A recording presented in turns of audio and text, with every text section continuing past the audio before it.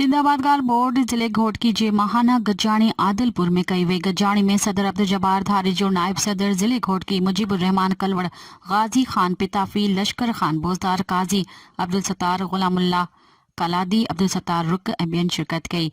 जिते हुननि मीडिया सां ॻाल्हाईंदे चयो त डीसी घोटकी ऐं एसडीएम साहिबान यूरिया ऐं भाणनि जी क़ीमतुनि ते को बि कंट्रोल न कयो आहे ऐं इंतिज़ामिया डीलरनि सां ॿट बणियल आहे।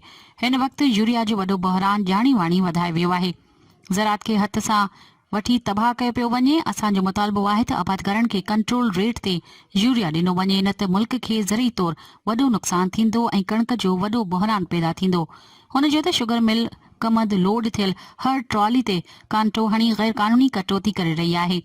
शुगर सेस बि आबादगारनि खां कटियो वञे थो, पर हिन वक़्त ताईं को बि रोड रस्तो फार्म टू मंडी ताईं ठाहिण जा पाबंद आहिनि, मगर कंहिं बि रोड जी मरम्मत न कई वञे थी।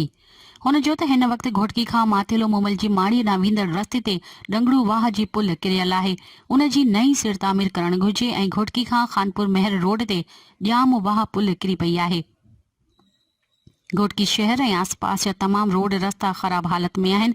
रोडनि ते पत्थरनि ऐं धूड़ जो आज़ार, साह जूं बीमारियूं ऐं रोड एक्सीडेंट आहिनि। ठेकेदार गुम ऐं अवाम परेशान आहे ऐं हुकूमत खे का बि परवाह नाहे।